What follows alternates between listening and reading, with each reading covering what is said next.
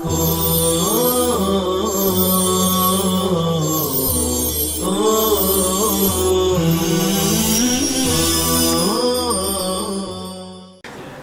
اللہ الرحمن الرحیم۔ ہر کام کے لیے مناسب وقت کا انتخاب۔ وقت کے سلسلے میں جس چیز کو مد نظر رکھنا ہے وہ یہ ہے کہ علمی کام کو اس کے مناسب وقت میں کیا جائے۔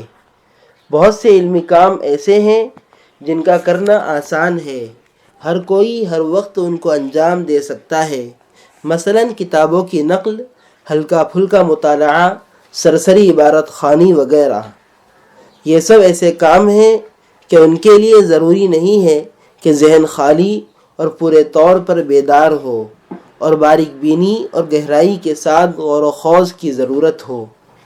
بہت سے علمی کام وہ ہیں جن کو پورے طور پر اس وقت تک انجام نہیں دیا جا سکتا جب تک ان کے لیے ایسے اوقات کا انتخاب نہ کیا جائے جن میں ذہن خالی اور طبیعت ان کی انجام دہی پر منشرح ہو، ان میں برکتوں اور انوار الہی کا نزول ہوتا ہو، جیسا کہ اخیر شب کی گھڑیاں، فجر اور صبح کی ساعات، رات کے پرسکون لمحات، اطمینان بخش جگہ اور مکمل فراغت کے اوقات۔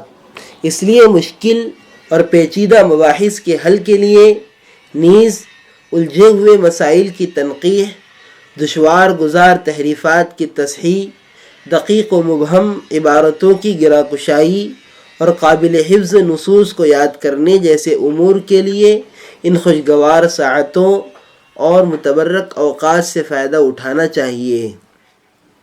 یاد کرنے کے لیے بہترین اوقات اور عمدہ مقامات۔ حافظ حدیث خطیب بغدادی نے اپنی کتاب الفقیہ والمتفقہ میں یاد کرنے کے بہترین اوقات اور اس کے معاون مقامات کا ذکر کرتے ہوئے فرمایا کہ یاد کرنے کے بھی کچھ اوقات ہیں۔ جو شخص کسی چیز کو رٹنا اور یاد کرنا چاہے اسے ان کی رعایت کرنا چاہیے۔ اسی طرح اس کے کچھ مقامات بھی ہیں جن کا اس کو لازمی طور پر خیال کرنا چاہیے۔ اس کے لیے سب سے عمدہ اخیر شب کا وقت ہے، اس کے بعد دن کا درمیانی وقت، پھر صبح کا وقت، شام کا وقت اس کے لیے موضوع نہیں۔ البتہ رات میں یاد کرنا دن میں یاد کرنے کے مقابلے میں زیادہ پائیدار ہے۔ اسی طرح بھوک کے اوقات شکم سیری کے اوقات کے مقابلے میں زیادہ بہتر ہیں۔ یاد کرنے والے کو بھوک کی حالت میں اپنا جائزہ بھی لینا چاہیے، کیونکہ بعض لوگ بھوک کی شدت اور زیادتی میں کچھ یاد نہیں کر پاتے، اس لیے ہلکا پھلکا ناشتہ لے کر بھوک کی آگ بجھا دینا چاہیے۔ البتہ بسیار خوری سے پرہیز کرنا چاہیے۔